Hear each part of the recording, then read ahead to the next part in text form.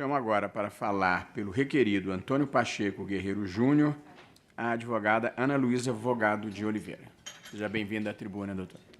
Obrigada, presidente. E como é a minha primeira fala aqui no CNJ, na gestão de Vossa Excelência, eu gostaria primeiramente de cumprimentá-lo. Muitas vezes falo aqui em nome da MB, então queria ressaltar a minha satisfação e a honra que é poder presenciar e prestigiá-lo na condução do CNJ. Também gostaria de cumprimentar o conselheiro Pablo pela nomeação e desejar-lhe um excelente mandato. Dito isso, gostaria de cumprimentar todos os conselheiros e conselheiras, representantes do Ministério Público, representante da Ordem dos Advogados do Brasil, eminente corregedor, relator dessa reclamação disciplinar. E dizer aqui, excelências, que muitos ouvimos o clichê de que nós, operadores do direito, sejam defensores, julgadores, membros do Ministério Público, somos os responsáveis pela aplicação da lei e da Constituição. E eu gosto de pensar que um clichê é um clichê por uma razão. E nós devemos ouvi-los. Até porque, no nosso caso, é o que realmente tem que nortear a nossa atuação. E eu digo isso, excelências, porque nós não podemos, como julgadores ou defensores, nesse caso, nos furtar da correta aplicação da lei quando ela é necessária. Porque isso faz a garantia do Estado Democrático de Direito.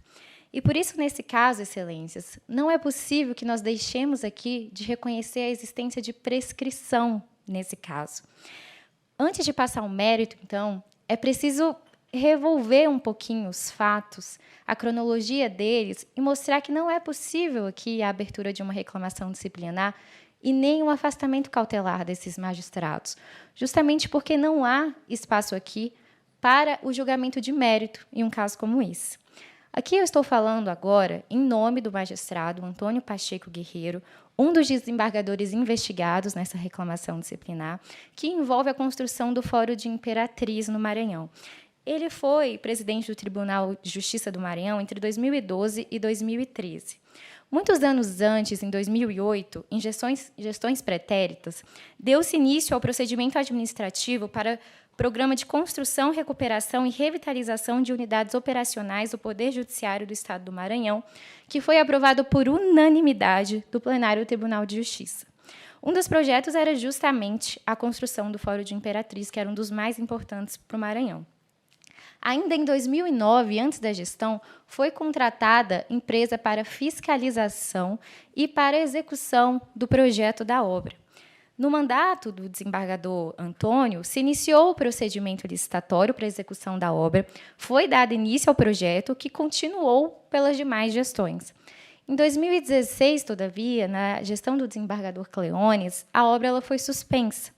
E, em seguida, realizou-se um relatório de auditoria extraordinária da Diretoria de Controle Interno, que indicou uma série de supostas irregularidades ali naquele procedimento administrativo, que agora são imputadas a esses gestores, dentre os quais se enquadra Antônio Guerreiro. Acontece que esse relatório de auditoria ele foi apresentado ao Conselho Nacional de Justiça ainda quando de uma inspeção realizada em março de 2017 no Tribunal de Justiça do Estado do Maranhão, ordenada pela portaria do CNJ 9 de 7 de março de 2017. Para além disso, o presidente do Tribunal de Justiça do Maranhão encaminhou ofícios em janeiro e junho de 2018, nos quais o tribunal comunicava à Corregedoria Nacional de Justiça a suspensão das obras do Fórum da Comarca de Imperatriz e relatava novamente o que estava descrito no relatório de auditoria extraordinária em 2016. E nos ofícios mencionados, o tribunal solicitou ainda ao CNJ orientações e providências sobre o que fazer. Então, o Conselho Nacional de Justiça, assim como a Corregedoria Nacional de Justiça, teve conhecimento dos fatos apurados na reclamação disciplinar, pelo menos a partir da inspeção realizada em 2017. E se o CNJ tomou ciência dos fatos em março de 2017, a pretensão de instauração do processo disciplinar em face desses magistrados se esgotou em março de 2022. No máximo, poderia se contabilizar, eventualmente, o envio do ofício em 2018. Mas isso faria com que a prescrição fosse, no máximo, em junho de 2018, em janeiro ou junho de 2023, perdão. Isso porque o artigo 24 da Resolução 135 dispõe que o prazo é de 5 anos a partir do conhecimento dos fatos, e esse prazo ele é somente interrompido pela portaria de instauração do processo administrativo disciplinar. E todos os precedentes desse Conselho Nacional de Justiça são nesse sentido. E a prescrição ela não pode ser ignorada e nem subvertida nesse caso. E, nesse caso, não há alegação de crime, não há alegação de enriquecimento ilícito, de corrupção, não há ação penal em curso. Então, do mesmo modo, a prescrição ela não poderia ser alterada. E ainda que assim não fosse, ainda que fosse possível adentrar no mérito, não haveria uma justa causa para a instauração do processo. Aqui, excelências, eu quero repisar, desde já, que a gente não está julgando o magistrado Antônio, seus atos jurisdicionais, a repercussão deles para a imagem do Poder Judiciário. Nós estamos julgando um gestor atuar de uma forma executiva. Isso, inclusive, traz ao debate a adequação dessa via para essa apuração. Se essa matéria deve ser discutida perante esse Conselho pela via disciplinar, porque não se trata de nenhuma violação aos princípios e regramentos da magistratura, mas sim eventual verificação de irregularidade administrativa do gestor em sua função executiva. E, para isso, já está sendo feito o devido controle pelo órgão de controle de contas estadual. Mas, a despeito disso, como eu disse, está-se a julgar um gestor, não um magistrado. E é por isso que eu peço, excelências, que vossas excelências que tiveram um dia a oportunidade de estar em um cargo de gestão, que precisaram sair de suas funções judicantes para também cuidar dos atos administrativos sem os quais a vida do judiciário não existe, ouçam com atenção e se lembrem das dificuldades que permeiam uma função como essa. E essas dificuldades são tão reconhecidas que estamos, nos últimos tempos, alterando nossas legislações para lembrar aos julgadores essa realidade, como fizemos com a LINDB, que agora, no artigo 22, dispõe que serão considerados os obstáculos e as dificuldades reais do gestor e as exigências das políticas públicas ao seu cargo, quando de um julgamento. Nesse caso, eu repito, não há alegação de enriquecimento ilícito, ou qualquer conduta corrupta. O que se imputa são generalidades no âmbito do procedimento administrativo de construção do fórum.